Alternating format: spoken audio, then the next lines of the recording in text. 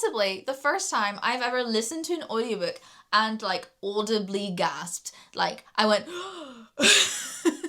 Yesterday I finished The Adventures of Amina al-Sirafi and I adored it. I adored it and it's all I want to talk about, so let's talk about it.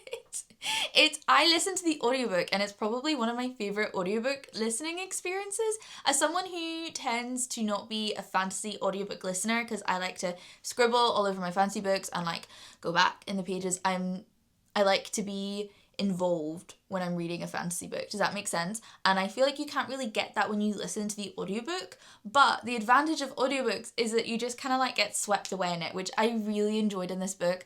And I'd heard so many people recommend the audiobook of this and said it was really good. Part of my reason, which isn't probably a good reason, is that I really resent the fact that the UK version, which is the version I would have to buy, is not as nice as the American version. If I didn't know the American version existed, I'd be fine with buying the UK version. I couldn't do it. I saw it in the bookstore and I was like, I don't want this. I want the pretty one with the ship and the tentacles. That's the one I want. I need it. I'm gonna have to work out how I can get my hands on the American version as a paperback, especially because I want the paperback. I want the American paperback. So I'm going to need to work that out. I'm not really the type of person that's like, I need to acquire a book, but I need that book. So anyway, deviation.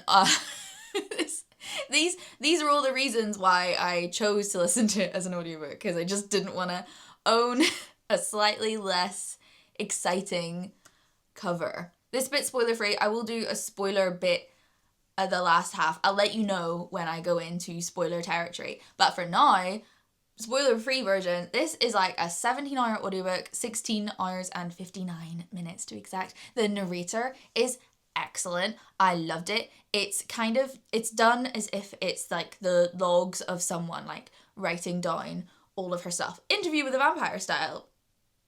That's not this. You know what I mean? And then what makes this such a good audiobook is we have asides. So every so often they'll be like telling the story and then you'll hear like a and Amina being like, What? What are you doing? Don't draw a map. Why are you drawing a map to exactly where we've been? That's stupid. And then they go back to the story. And I just think that bit wouldn't have hit as good in a regular book. Like, I looked at the sample to see how it's done, and it's done with like a little dash as like the aside. And I don't think it's as fun reading it like that. I love when audiobooks do something that they can only do in the form of an audiobook. So in the same way, some other audiobooks, when there's like an alien, it'll be like a noise. That's not good. Which you can't achieve in a regular written book. I just really enjoy audiobook flavour. I don't enjoy when audiobooks have like the sounds of the stuff going on in the background. I can't deal with that for some reason. I find it really annoying and distracting. And then when you speed your audiobook up, I only speed mine up to 1.5, but I still feel like that warps it enough to just make it unlistenable. So we have this retired sea captain, or Nahuda, called Amina, who is just in her house with her daughter and her mother, living her regular life, and then has been given a contract that she cannot refuse due to threats to find this missing girl. So she has to go and basically get her old crew back and her old ship and go off and find this girl. And I loved the structure of this book. I feel like this author could have dragged this out over 3 separate novels and I still would have loved it, but it was great just to have action and things happening. Like, there's moments in this book that could have been like the height and the climax of the adventure for other books, but for this it was just like one of the steps. Her tracking down her old friends and gathering her team, I loved so much. I love this crew. I love how long it took for her to like get everyone. I mean, maybe some people won't, but I just thought it was a perfect amount of time spent on just establishing who they were, this like shared history of all of the friends. One of my favorite quotes, I'm gonna stick here because I can't remember it off by heart, but it's something along the lines of like, the 3 of them would say that Amina would kill you up close, Timbu would kill you from a ship away, and Dahlia would kill you 3 days later from like a different pier or something like that, because they'll have different styles, and like Amina is like the up close sword person, Timbu, I cannot remember I can't remember what he does. Oh, is he like the does he do like the arsenal stuff, like the things from a distance, I think, maybe? And then Dahlia is their like poisoning assassin person on board. I love the dynamic of all of them. I love the shared history that they have. I love when friends in books feel like genuine friends. They all don't just like love each other and we're all happy. They're like, you know, you left me, where were you? Like things like that. I also adore folklore, and this book has so much of it in such a good way. I love a book that feels like a historical fantasy, that has like proper grounding element, and we're in the real world, but the supernatural beings exist like how I feel like supernatural beings would exist in the real world, which is just like subtly and behind the scenes, and have people who genuinely really believe in it and people who dismiss it. So we've got jinns and sea monsters and like people who do these like arts and spells, and I loved it. I thought it was so good. I thought it was so well done. And the inclusion of like things that people write off as demons being like actually these like mythical beings, and areas that are like mythical areas. And it was amazing. The relationships between the people felt real and grounded. The fantasy elements felt real and grounded. I loved it. I didn't have to like suspend my disbelief once in the book. I was like, yeah, this could have happened. Maybe that's me though. I also think part of my enjoyment in this is just I love ships. I love pirates. I love any type of ships from any type of culture. I'll eat it up. I'll eat it up every time. And this was no different. I thought it was amazing. I loved all the like little piratey bits. I'm going to say this is spoiler territory now because all the things from now on I would consider a spoiler. But it's just general things that are happening in the book. I will give another spoiler warning for something that I believe you should not know before reading this book. So I'll give that spoiler warning again as like a last warning. But from now on, it's going to be general plot spoilers, things that happen, kind of spoilers. Anyway, that's your warning. I loved the Perry Island. I loved it so much. I think it was one of my favourite parts in the book. I thought it was amazing. And also, that's why I feel like I love folklore books, because as someone who grew up hearing a lot of folklore stuff, I feel like I can always spot the things from other cultures that are similar to mine, where when she landed on the island and she started to drink, I was like, no, don't do that. Why are you doing that? You're stuck now. I thought it was so good. A lot of the stories that I have been told about the other world is do not eat or drink anything. Do not take anything with you. Do not ingest anything. Do not get anything stuck in your skin. And the first thing she did, pirate captain who believes in jinns and has a history with a thing that she believes is a demon, was like, yeah, I'm gonna drink this delicious water. Which, yeah, I get it. I would too if I was famished, parched. I always mix them up. Anyway, parched, I think, is thirsty. I only know those words because of Nintendogs. Yeah. The bird people and the bird council, it was just so good. I love the idea of her just being like swooped up into the clouds and then meeting this like awfully insufferable race that's just like so high and mighty and sees her as just like this nothing thing. And for some reason I find it so funny when they're all just like, oh, the transgressions. Oh, not a big transgression, you're a trans. I loved the whole thing. I don't know why, it just really felt like a scene in like D&D. I don't know where I've got that from. It just, something about bird people, I guess, I just really associate with D&D. I love the idea of tracking down like mythical objects and having to like destroy them. It was so good. If you're listening to this and you've ignored the spoiler warning and you haven't read the book, she basically gets binded into this deal with the Perrys because she's turned up to this magical land, and then she in herself has become a transgression, and they only let her leave because she's agreed to track down 5, destroy them. So 4 more books would be my ask. Also, is the dagger a transgression? I feel like that was very open-ended.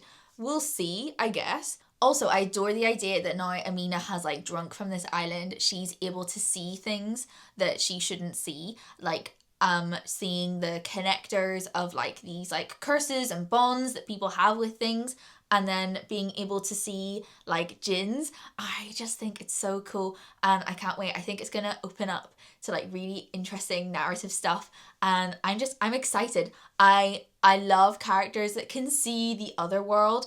I think it's so interesting. I cannot wait for possibly another book that explores this like race and finding these like things that are corrupted, that is their fault. I love it. And we can't talk about mythical beings without talking about her husband, the being of chaos, not a demon. I thought he was great. I know we're not supposed to like him, but obviously he's been written to be liked, and I feel like the final reveal of the deal not being like him tricking the guy into something, but being like something that kind of was just this awful spiral of events, kind of does redeem him and makes us want to like him. But it's like for some reason, he really reminds me of that thing where people say, if you want a reptile as a pet, you've got to understand that that reptile is never going to love you like a mammal would. The reptile is indifferent to you, and that's how I picture him.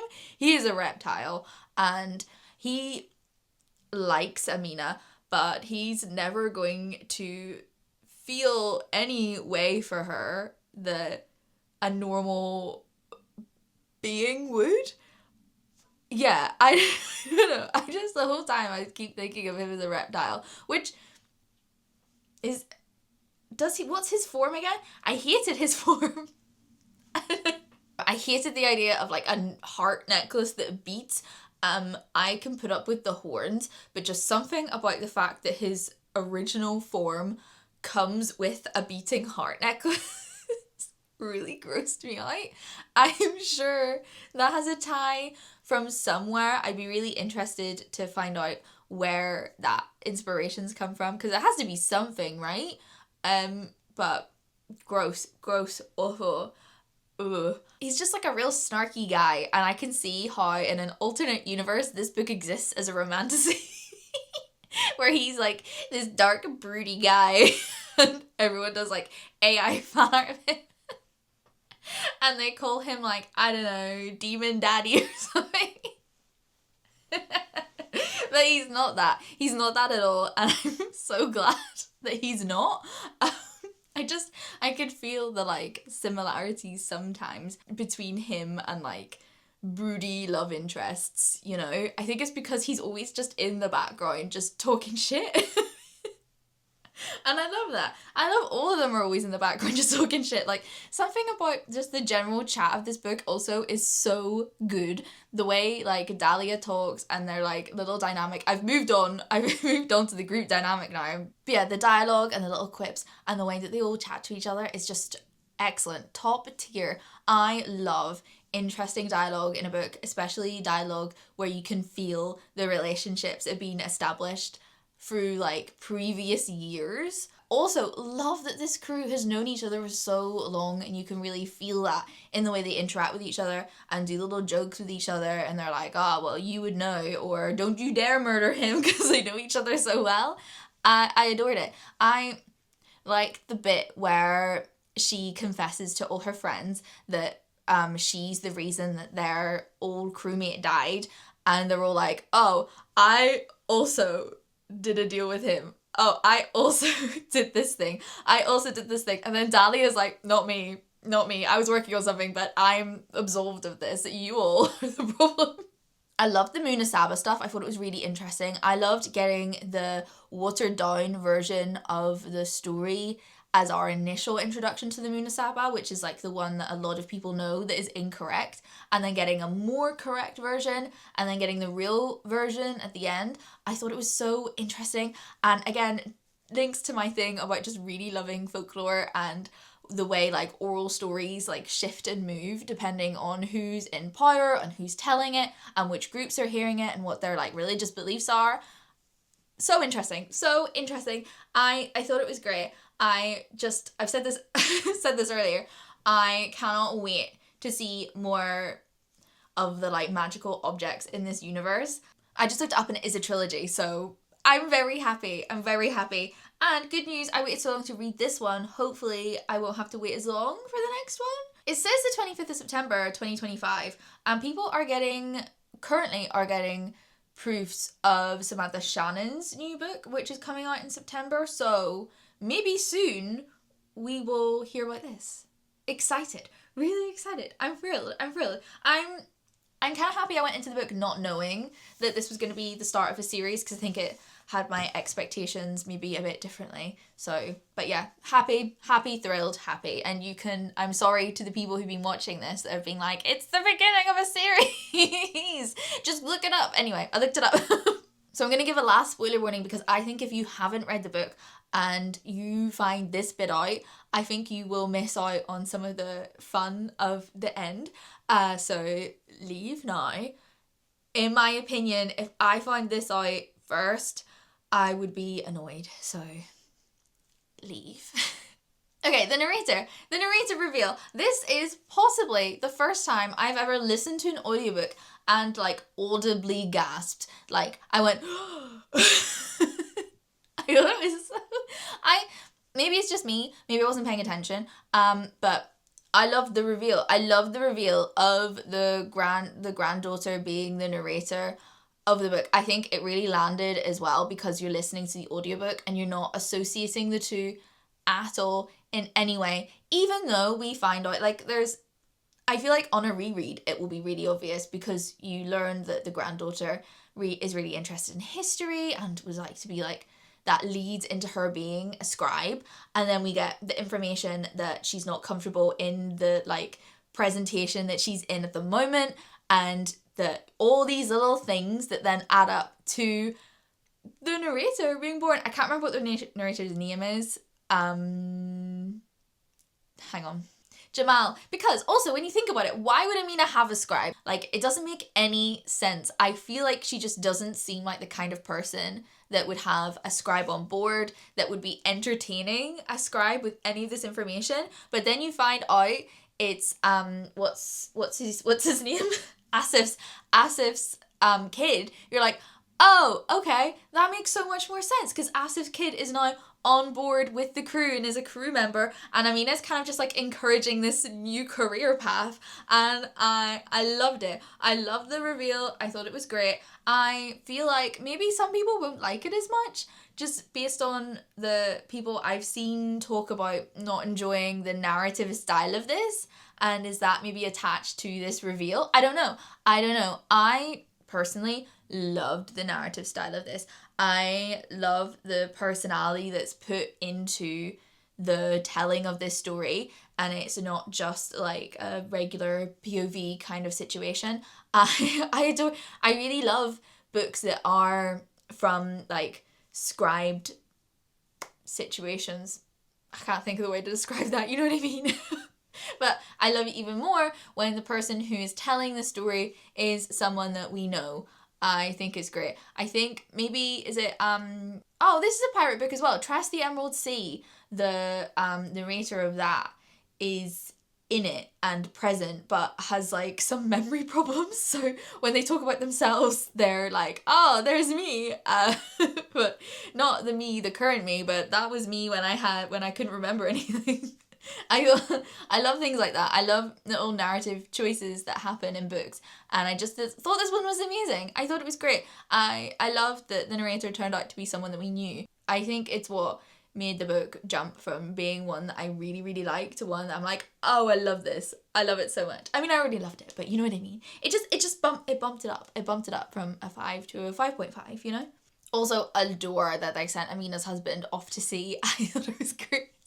I'm just as delusional as him, because I was like, oh, she's gonna sleep with him, they're gonna be back together? Really? And then he's booted off the boat, and I'm like, oh, I'm stupid, of course.